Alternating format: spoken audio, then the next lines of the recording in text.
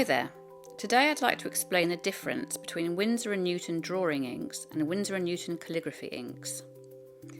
For the purpose of this demonstration, I'm going to pipette various colours of both types of ink onto wet watercolour paper, as this shows how the ink flows and creates soft merging colours.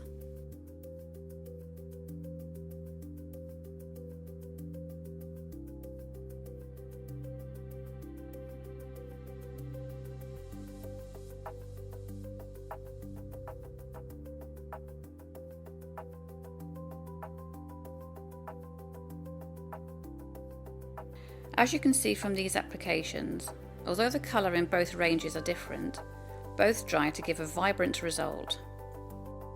Now both samples will be semi-masked, then placed in a laboratory Lightfast testing machine, which subjects both inks to the same amount of light energy they would receive in normal gallery conditions over a period of 50 to 100 years.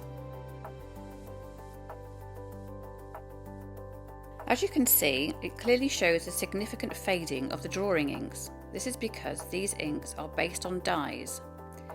Whereas the calligraphy inks show little or no fading, this is because these inks are pigmented.